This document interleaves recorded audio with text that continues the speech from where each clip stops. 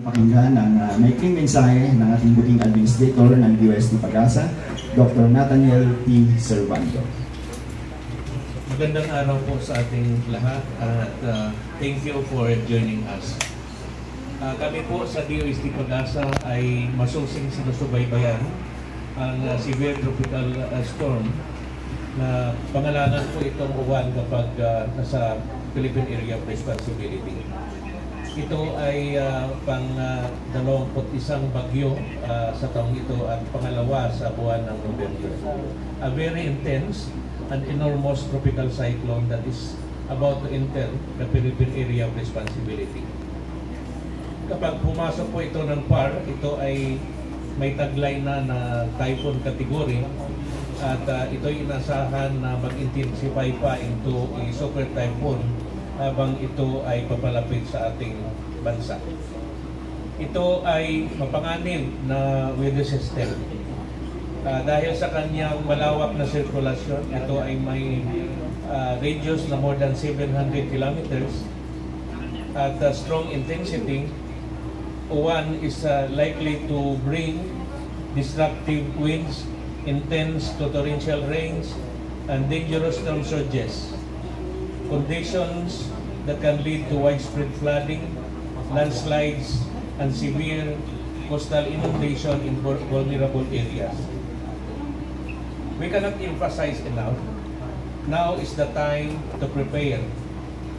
Everyone is advised to take proactive measures. If possible, i-secure ang ating mga tahanan, ang ating mga propiedad, at kung maaari, iwasan ang mga risky areas. Particularly na ang mga areas na prone to floods, landslides, and storm surges. Ngayon pala, nakikiusap po kami na sa ating mga kababayan na sundin ang mga payo ng mga council members, government agencies, and local disaster offices. Ang Super Typhoon Uwan ay lubhang mapanganib, no? At early preparation and cooperation will make a crucial difference in keeping our communities safe. Maraming salamat po for coming for this press conference, and we in UST Pag-asa will continue to provide regular updates. At kung may mga pagbabago, ito ay ipaabot namin kaagad sa ating mga kababayan at mga agencies involved in disaster management. Now, hindi ko na patagalin, ibigay ko na ang microphone sa aming kasamang si Vinny para ibigay ang mga ibang detalye tungkol sa palapit na malakas at malawak o malaking bagyong uwan. Salamat po, Dr. Servando. Magandang araw po sa ating lahat.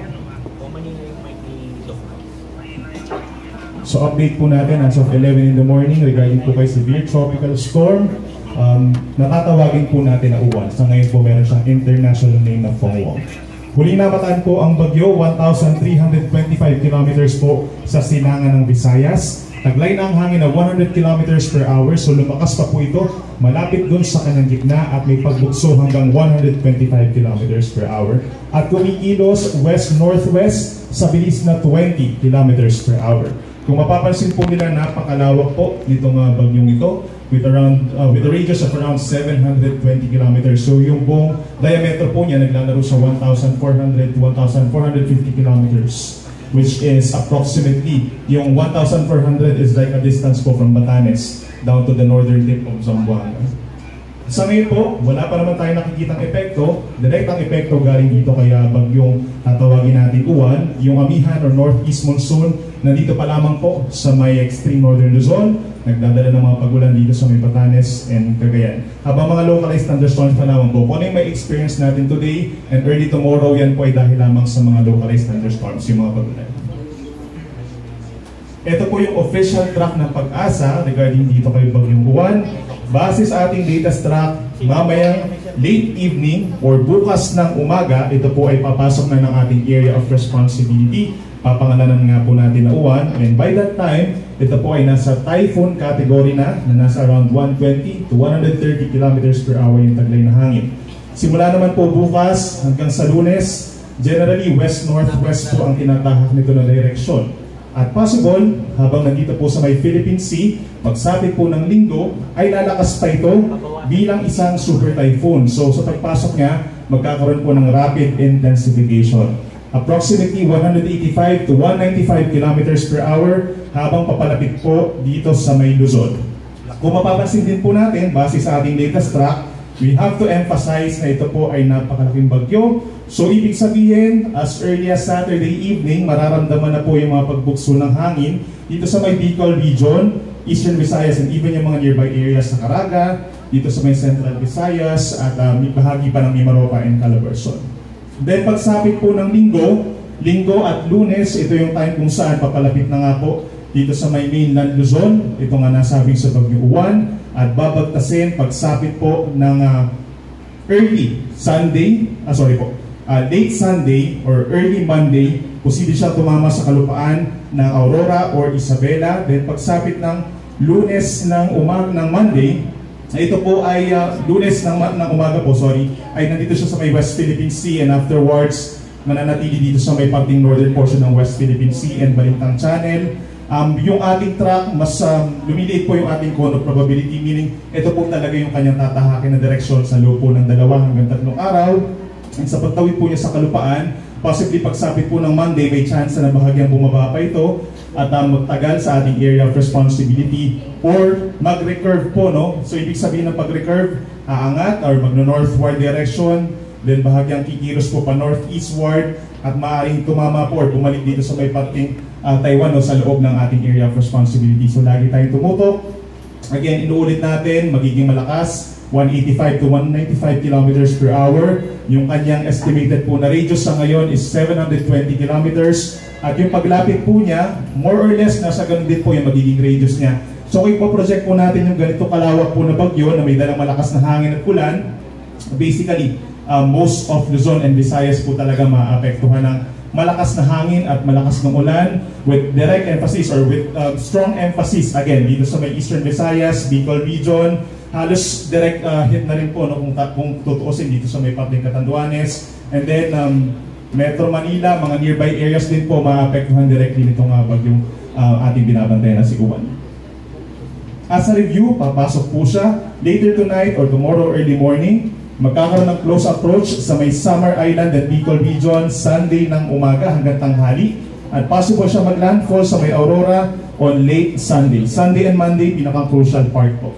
Sa ngayon, wala pa tayong nakataas sa tropical cyclone wind signals or babala sa hangin, pero posible po itong itaas as early as this afternoon or mamayang gabi.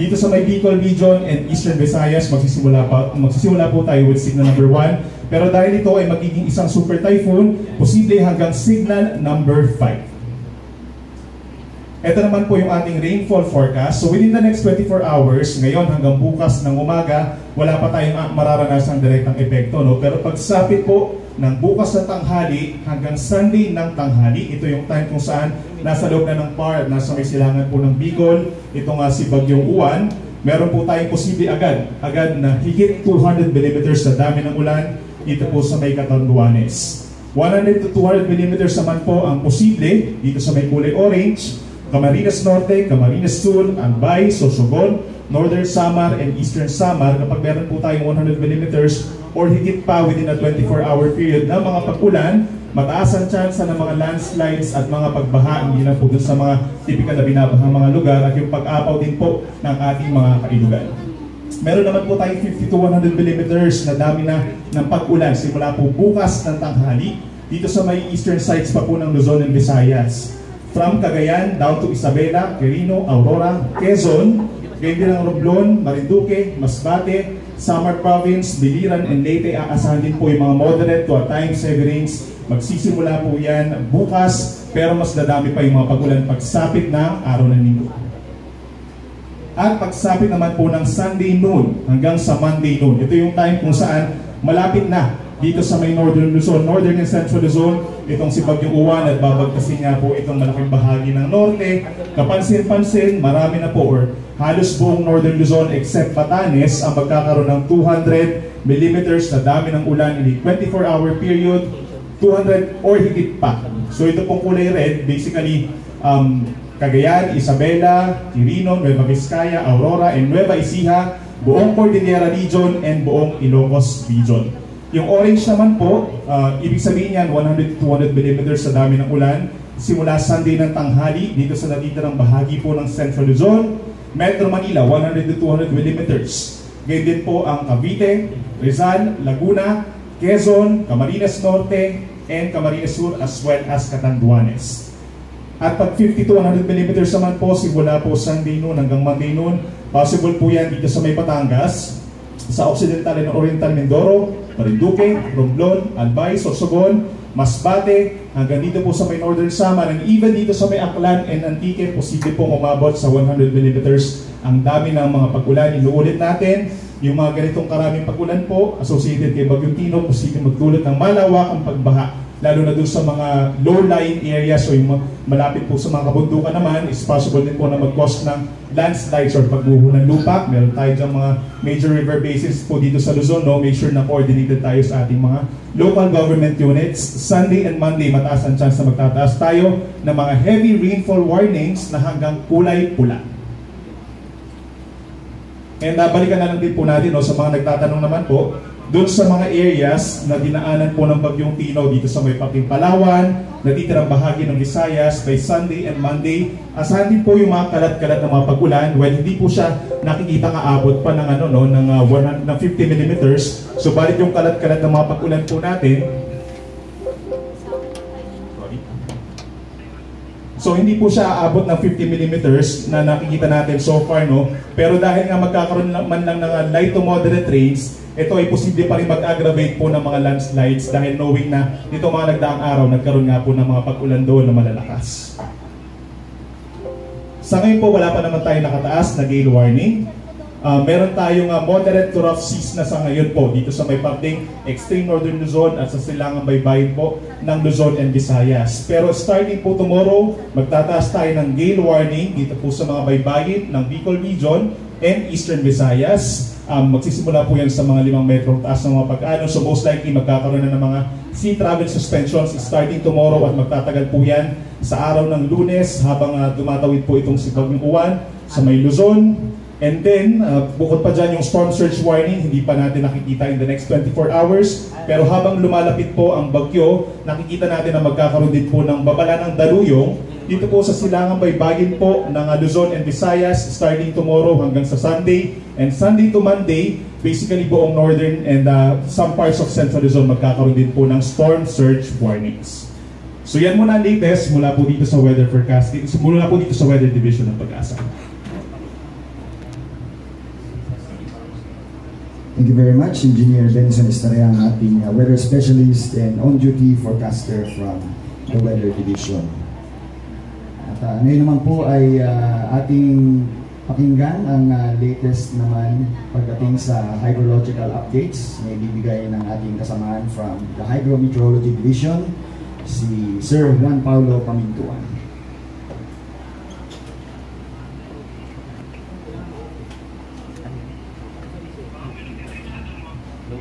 Magandang araw po sa ating lahat. Mag-represent po tayo ngayon ng kalagayan ng ating mga monitor na mga dam dito po sa Luzon at mga flood warning na kasalukuyang in effect dito sa ating bansa. Sa lagay po ng ating mga dam, simulan po natin dito sa may dam sa may Bulacan at Metro Manila. Ang Angat Dam po ay kasalukuyan nasa 211.14 meters ang kanyang antas. Dito po ay tumaas in the last 24 hours at pataas po ang kanyang trend dito sa nakaraang linggo. Kaya po naman, sumobra na siya sa kanyang normal high water level by 1.14 meters dahil ang kanyang normal high water level ay nasa 210.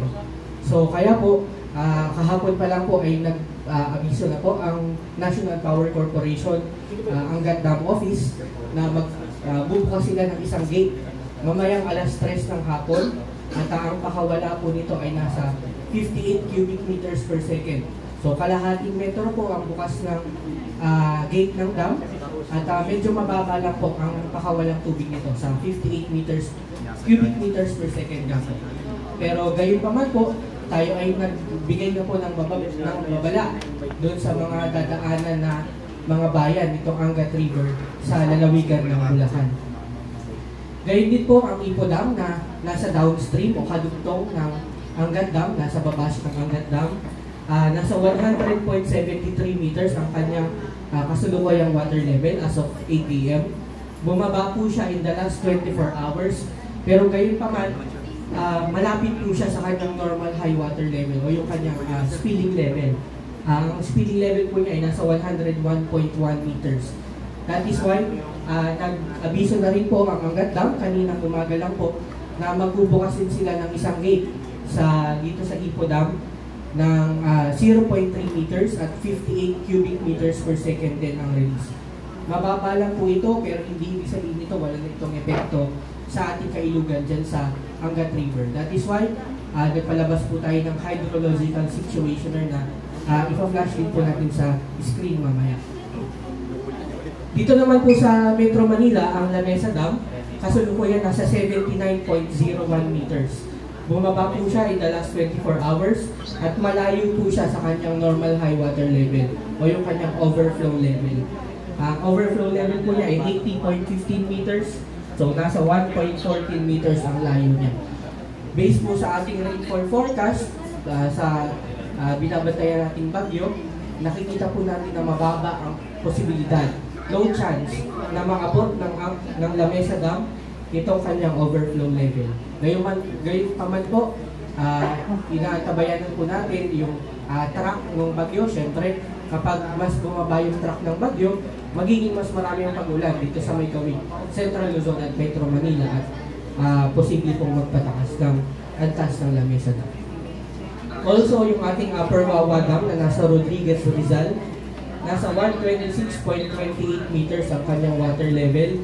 Bumaba po ito ng 1.13 meters mula kahapon at malayo po siya sa kanyang normal high water level, 8.72 meters below the 135 meter level. So, same po sa Lamesa Dam, itong Upper Wawa, low chance po na umabot sa kanyang spilling level, pero pending pa rin po ito, pending changes dun sa ating track ng bagyo. Dako naman po tayo dito sa may mga cascading dam sa may Northern Luzon. Ang Buklao Dam sa may Benguet, 750.23 ang kanyang antas, ang kanyang elevation. Tumaas po siya ng bahagya in the last 24 hours. And ang kanyang layo dun sa kanyang critical level ay nasa 1.77 meters. Medyo malapit po ito sa kanyang normal high of 752. So that is why nakaantabay po tayo dito sa Buklao. Dahil Northern Luzon nga po ang magiging track ng ating bagyo at very likely na magbukas ng gate itong Buklao. For Binga Dam na nasa Benguet din po at nasa baba ng Buklao Dam, nasa 573.64 meters ang kanyang kasalukuyang antas. Tumaas po ito ng 0.16 meters in the last 24 hours at malapit din po siya sa kanyang normal height. Nasa 1.36 meters ang kanyang layo below the 575 meter level. So same po sa Buklao, ang Binga ay very likely mataas ang posibilidad na magbukas din po ang gate. That is why in constant coordination po tayo with the Buklao, Binga, and San Roque Dam offices doon po sa Benguet. Finally, yung ating San Roque Dam, siya po yung pinakamababa dito sa tatlong dam. Nasa Pangasinan po itong San Roque Dam. Ang current level po niya is 273.53 meters. Bumaba po in the last 24 hours dahil nag-maximize po sila ng kanilang power generation para mabawasan yung antas ng kanilang dam. Pero hindi pa po nagre-release ng tubig as of this morning. Ang layo po from the normal high water level is 6.47 meters. So halos 6.5 meters yung layo niya. Medyo malaki po ang gap na ito, pero kung ipa-factor po natin yung pakawala ng Ambuklaw at Binga na dadaloy sa San Roque at yung malalakas na tag-ulan na dala ng ating super typhoon na inaasahan, very high chance din po itong San Roque Dam na magbukas ng gate. As per our calculations po, ang kailangan na rainfall ng San Roque para lumapit sa kanyang 280 meters level is 200 millimeters na ulan in 24 hours. So, base po dun sa weather advisory na ipinresenta po ni Sir Benny kanina, kulay-pula po yung around Car and Region 1. So, pasok po dun sa 200. That is why masasabi po natin na almost sure na magbubukas itong San Roque. Next po natin, Pantabangan Dam, nasa Nueva Ecija po. So, malapit din po siya sa tutumbukin ng ating bagyo.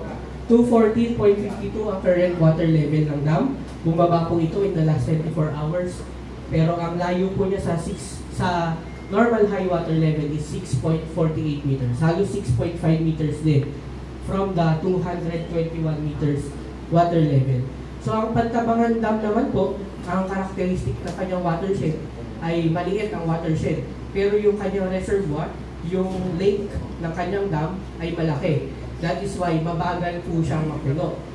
Pero dahil nga po sa volume ng tubig na inaasahan natin na iuulan dahil dito sa super typhoon na Uwan, meron pong maliit na chance na magbukas ito rin Pantabangan Dam. Ang kailangan po niya para maabot itong 221 ay nasa 500 millimeters na ulan. So kung magtagal po ang paulan nitong ating super typhoon, posible po na yung Pantabangan Dam ay lumapit sa kanyang 221 meter critical. And then Magat Dam sa Isabela po, nasa 187.64 ang kanyang water level. Malaki po ang binaba niya in the last 24 hours, more than 1 meter. Kasi po, nagbukas na po sila simula kahapon ng isang gate. Kasalukuyan po, 2 metro ang opening ng ating gate sa Magat Dam at nasa 670 halos na cubic meters per second ang pakawalang tubig nila papunta ng Magat River. At ito po ang mga areas, mga munisipalidad na maaari pong maapektuhan dahil sa pagpapakawala ng Magat Dam. So sa Ifugao po, isang bayan, Alfonso Lista. Sa Isabela, meron tayong mga munisipalidad, Ramon, San Mateo, Aurora, Cabatuan, Luna, Reina Mercedes, Burgos, Nagilian at Gamu. Again, ito pong mga bayan na nabanggit natin, inaabisuhan po natin na mag-take tayo ng precautionary measures. Kung meron pong kailangan mag-evacuate, makinig po tayo sa ating mga LGU, sumunod po tayo sa ating LGU. And then for Caliraya Dam, dito naman po sa may Laguna, nasa 287.15, bumaba po ang kanyang antas in the last 24 hours at decreasing ang ating trend. So, low risk naman po dito tayo sa Caliraya dahil malayo din siya sa ating track ng bagyo. Ito po yung ating hydrological situationer na in-issue para sa Angat River. At ayun po yung mga nabanggit nating detalye ng mga dam at yung release ng ating mga Angat and Ipo Dam. Nire-reiterate po natin ang mga bayan po na maaaring maapektuhan mula po sa upstream, Norsagaray, Angat, San Rafael, Bustos, Baliwag, Pulilan, Plaridel, Kalumpit, Hagonoy at Paombong. Mga bayan po ito sa Bulacan. And we reiterate, hindi po maapektuhan ng pakawala ng Angat at Ipo Dam ang Metro Manila. Mga bayan lang po sa Bulacan. And we advise the residents, mga ating kababayan at mga LDRMC to take necessary precautionary measures. Mga pag-iingat po mula pa lang po ngayon. Para naman po sa Magat River, dito sa Magat Dam, yun po yung mga municipalities na nabanggit natin. Ramon, San Mateo, Aurora, Cabatuan, Luna, Reina Mercedes, Nabilian at Gamu, saka Alfonso Lista dito sa may Ifugao. So, ganun din po, ang residents at LDRMC, sinabisuhan po natin na mag-ingat na po. We take precautionary measures as early as now. For our general flood advisories na naka-issue, isa na lang po ang ating active as of this morning and final advisory na po ang in-issue natin over Palawan, Region 4B. But habang lumalapit po ang ating bagyo, inaasahan po natin na maglalabas po tayo ng General Flood Advisories dito sa may Bicol Region, dito sa may Central Luzon, Northern Luzon, CAR at Region 1, Ilocos Region. Habang lumalapit po ang bagyo, dahil ang General Flood Advisory natin ay 12 hours ang kanyang effectivity. So inaasahan po natin bukas ng gabi, Sabado ng gabi, ay baka mag-issue na tayo ng mga babala ng pagbaha. Yun lang po ang update from the Hydrometeorological Division. Maraming salamat po. Maraming salamat, Sir Juan Paulo Pamintuan, ang ating on-duty hydrologist and weather specialist from the Hydrometeorology Division. Ngayon po, dumako tayo sa ikalawang bahagi ng ating pulong balitaan. Pero bago po yan, ay allow me to acknowledge, of course, our panelists, our key officials today joining us in this press conference. Of course, our Pag-asa Administrator, Dr. Nathaniel Servando. We also have Engineer Roy Badilla, our Deputy Administrator for Operations. We have Engineer Juanito Galang, our Chief of the Weather Division. We also have Engineer Socrates Pad Jr., the Chief of the Hydrometeorology Division. Ganyan din po ang ating kasamahan from the Northern Luzon, Pag-asa Regional Services Division, ang ating officer in charge na si Ginoong Romeo Ganal Jr. At of course, kasama rin po natin ang ating mga kasamahan sa mga field offices ng Pag-asa all throughout the country, no? Representing our Pag-asa Regional Services Division from the NCR, South Luzon, Visayas, and sa Mindanao po. Okay? And of course, we would also like to acknowledge yung ating mga news organizations joining us right now dito sa ating press conference ngayong tanghali sa Pag-asa, ano po? Ang ating mga kaibigan from the ABS-CBN News. We also have News 5, our friends from Net25. We also are being joined by UNTV, GMA Integrated News, GMA Super Radio DCBB. We also have Radio Pilipinas, as well as Balisong Channel, Pinas News, Philippine Events News Online, at iba pang mga news organizations who are joining us online. And we also have our DOST regional offices joining us via Zoom and via our Facebook and YouTube platforms. Ganyan din yung ating mga various local government units, ang ating mga municipal or city disaster risk reduction and management offices, ganyan din yung ating mga line agencies of the various government organizations involved in disaster risk reduction and management. Okay po. Para po sa ating mga kasama na joining us online, no, we encourage them to type in po yung kanilang queries maya doon sa ating comments box ng Facebook and YouTube channels para pasadahan po natin para sa inyong mga katanungan, and subukan natin sagutin through our key officials, gayon din po yung ating mga presenters earlier. Okay, so perhaps we can now entertain our questions on the floor, and let's begin with Sir Ariel from ABS-CBN. Good morning po. Ang question po is, nasa cone of uncertainty naman po yung Bicol region, no? Parang similar yung track niya sa Pipito except hindi siya tatama sa Catanduanes. What is the chance po na mag-dip pa further yung track ng bagyo at pwedeng dumagpis o tumama sa northern part ng Bicol region? Thank you, sir. Sir Ray po ang sasagot sa katanungan. Thank you, Sir Ariel. So kung mapapansin po natin, pasok po yung Bicol region dito sa ating tinatawag na cone of probability. At ibig sabihin yan, pagsapit po ng early Sunday pa lamang, nahagip na po, or actually, evening pa lamang po ng Sabado, itong mga areas po kagaya ng Catanduanes, itong northern part of Camarines provinces, pasok po siya dun sa cone of uncertainty. So ibig sabihin yung sentro mismo ng bagyo, posible pa rin lumapit dun sa mga areas na yon. At given na yung sentro ay nandun sa may, kapag yung sentro ay bumaba dun sa may parting Kabikulan, plus magbibilang pa tayo ng radius, di ba, yung lawak niya. So mag-extend at bababa pa lalo yung epekto down to dito sa may parting northern portion of Mindanao at saka sa may actually malaking bahagi ng Visayas.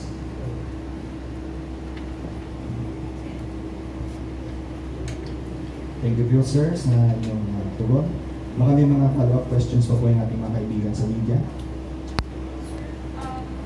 You mentioned mo pa nga rin yung weather system na ito na may radius na more than 700 kilometers na ha? 700 kilometers.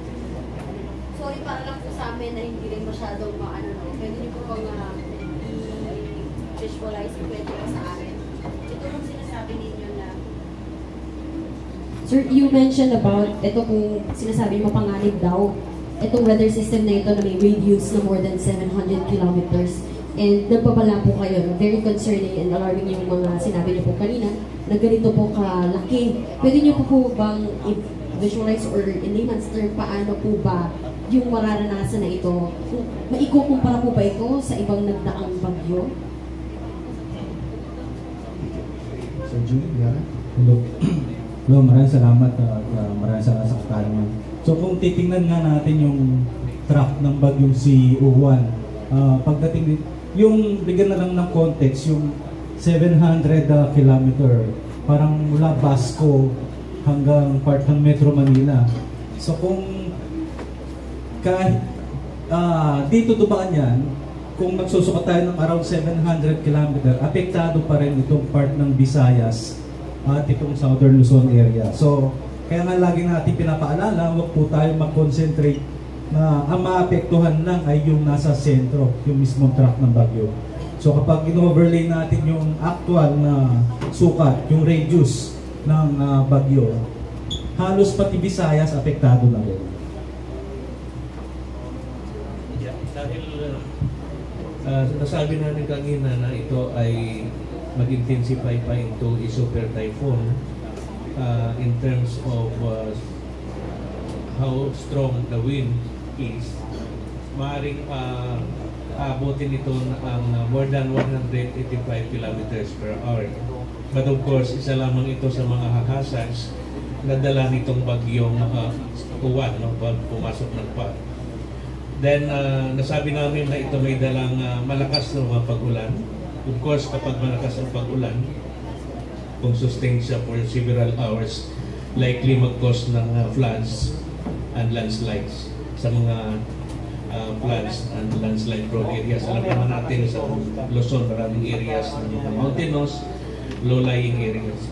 At ang lakas ng hangin na ito ay may mag-generate ng dangerous storm surges. Kaya kami po ay mag-release din ng storm surge warning. We will identify mga areas, lalong-lalo na malapit sa dagat, in the past, maybe tomorrow, kapag pumasok na sa PAR ang bagyong Uwan. Sir, base po sa nakikita natin ngayon, ang most likely talaga na ini-expect natin is it will intensify magiging super typhoon or may probability humina pa rin po ito habang papapalitin ko sa PAR, pasok sa PAR. Kung tingnan natin ang track ng Pag-asa, but actually nakikita din natin ang mga forecast ng ibang centers, ano.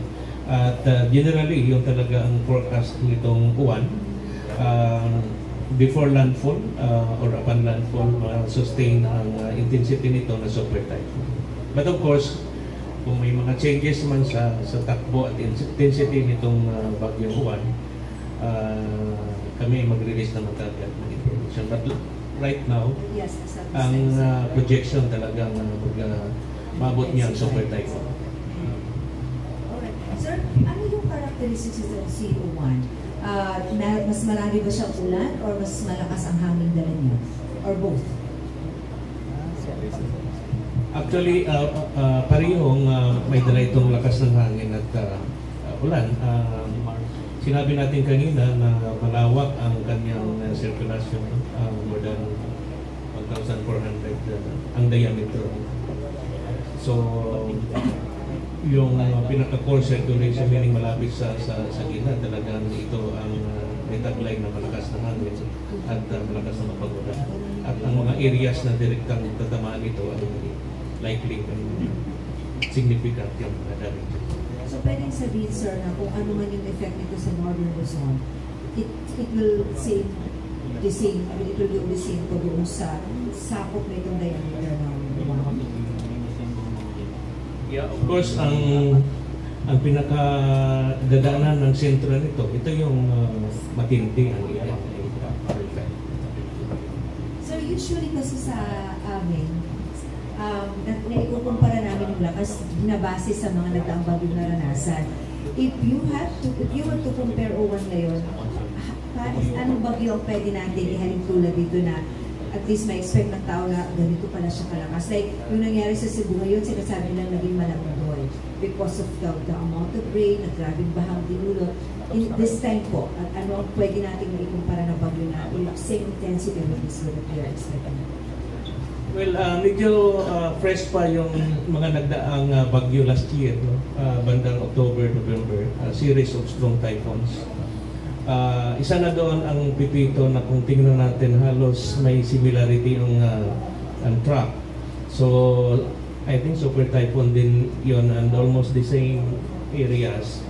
So, kung ma-recall natin last year, halos may i-compare natin yung itong bagyong Uwan to super typhoon Pipito last year. Sir, did you raise that up to signal number 5 also? Yes, and yung Quezon, Aurora, ito po yung mga Catanduanes, ito po yung mga areas na pintuhan last year. Thank you, Ma'am Marisa. Si Sir Arlo. Hello po, good morning ulit. Sir, baka pwede pong pakidescribe ulit kung ano yung conditions na aasahan ng mga kababayan natin kapag nagtaas ng signal number 5 para lang ma-refresh yung ating mga kababayan. And yung pangalawa pong tanong siguro ay ano po yung i-expect din ng mga nasa Visayas, lalo po sa Cebu at Negros na weather conditions or impacts ng bagyo, lalo they're still reeling from the impacts ni Bagyong Ino. Thank you, Sir Ariel. Ang inaasahan po kasi ng mga wind signals dun sa mga mismong daraanan ng bagyo, regardless kung ito super typhoon or typhoon upon its passage, signal number 4 at saka signal number 5. So halos similar po yung magiging impacts dun sa mga lugar na yun.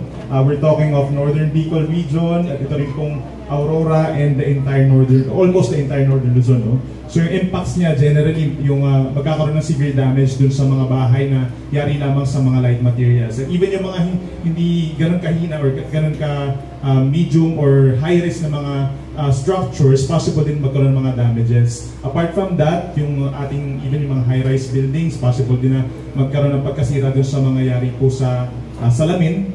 At yung mga roof, yung mga corrugated roofs natin, posibleng matuklap yan o lumipad kapag nagkaroon ng pagbukso ng hangin.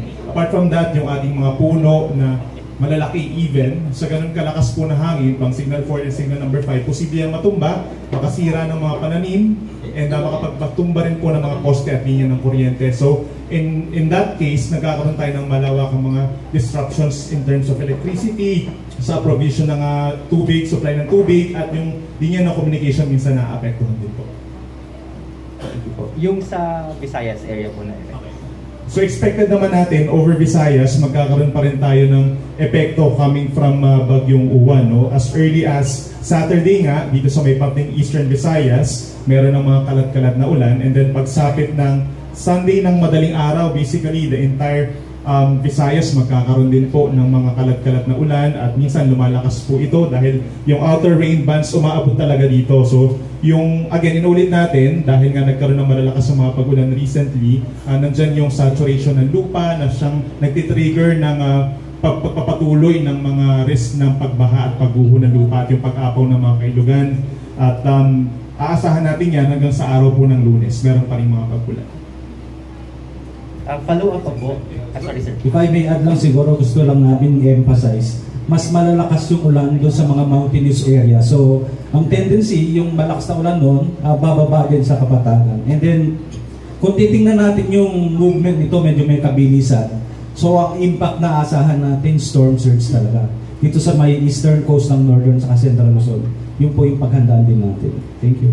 Gusto ko lang idagdag na, although na-mention kanina ni Benin sa Visayas, dahil sa mga nakarang araw, dumaan ng Typhoon Tino at saturated na kalupaan, nagkaroon ng mga pagbaha. Kahit mahina lang mga pag-ulan ang papatak, again, bibigay tayo ng babala sa ating mga kababayan na it might cause flooding. So, and also po, yung kapag kunwari may ulan dito sa plain, pero mayroong ulan din po sa mga kabundukan, possible din po, nag-a-add up yung flooding na na-experience nila dun sa mismong nanggagaling sa kanilang itaas at yung nanggagaling po sa bundok. Follow up, ay isa pa po, sorry. Sa Metro Manila naman po, na-mention kanina ni Sir Benny na nakaroon ng heavy to intense rains from Sunday afternoon. So, yung ulan na po yun, yung hangin naman po, anong aasahan? I think yung nearby areas din po ng Calabarzon, kasi syempre marami din pong tao. Ano po kaya yung highest possible warning sa Calabarzon, Metro Manila area? Yes, kung pagbabasihan po natin yung latest track natin, possible po tayong magtaas ng signal number 4 dito sa may pating northern portion of Quezon, and then other parts ng northern Quezon, dito rin sa bahagi po ng Rizal hanggang signal number 3. For Metro Manila, kung pagbabasihan natin yung track na to, in other areas of Calabarzon, signal number 2 sa ngayon. Pero the moment na bahagyang bumaba pa yung track po natin, or mas lumawak pa ng bahagya, yung itong kulay red na nakikita natin, yung may mas malalakas po na hangin, then possible pa tayong magtaas ng hanggang signal number 3. Metro Manila po. Sir Alan po from Super Radio.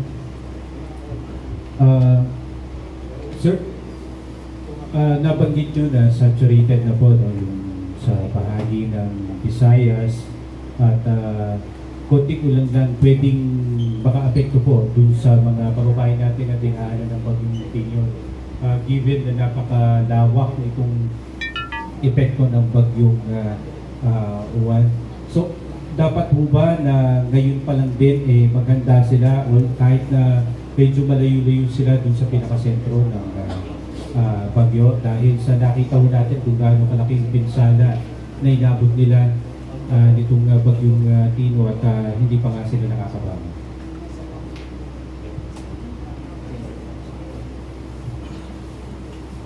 Yes po, dapat pinaghahandaan na nila as early as now, no? At i-emphasize na rin po natin yung regarding sa wind signals. Possible din po actually tayo magtaas ng wind signal. Hindi lang dito sa may Eastern Visayas, kundi maging dito rin po sa may hilagang bahagi ng Cebu, hilagang bahagi po ng Negros, at yung hilagang bahagi ng Panay.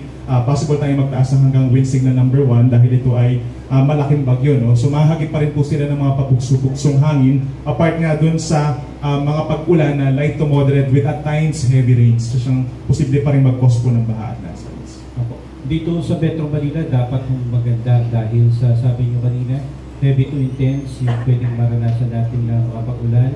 At dahil sa na-experience natin na mga pag-ulan lang, binabaha yung buong Metro Manila, mas dapat po bang pagandaan itong magiging epekto ng bagyong uwan?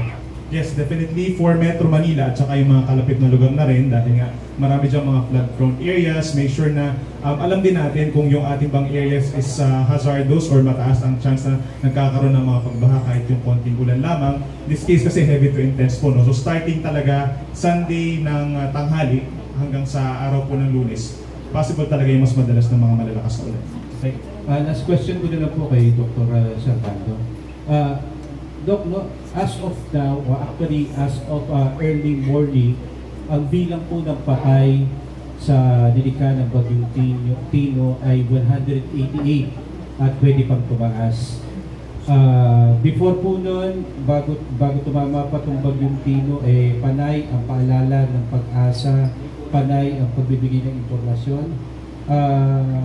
Sa nakikita ho natin pinsala at nakikita ho natin na naging epekto ng bagyong Tino, ano ho ang nararamdaman ng pag-asa na nakita ho natin na ganun kalawak ang devastation na inabot po ng ating mga kababayan at kahit na mga LGUs nabulaga sa epekto po ng bagyong Tino?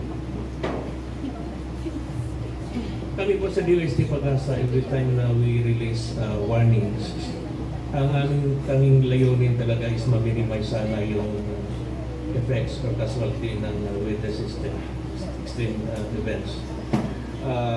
Mas more pagkawala ng mahalagang buhay at ari-arian at kabuhayan ng ating mga kababayan. Sa nakikita natin, bagamat we raised signal number 4, which is appropriate for that weather system, lakas ng hangin. At of course, regularly nag-issue kami ng babala, of course, in terms of wind, rainfall. At hindi natin nasahan. But of course, there are other factors hindi lamang yung pag-ulan. At kami din po ay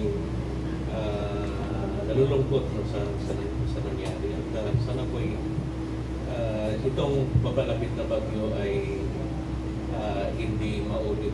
Kaya ngayon pa lang, hindi pa pumasok ng par ang bagyo ay nagbibigay na kami ng strong information or warning na dapat as early as now ay maghanda na ng ating mga kababayan, i-secure yung mga bahay, mga ari-arian at possible na sundin ang mga iba-iiral na mga actions ng kanilang mga LGUs. Na-emphasize namin yung minsan. Last na lang talaga sa akin, Dok, sa San Bando, nabanggit nyo, nalulungkot po kayo sa nakikita nyo naging epekto.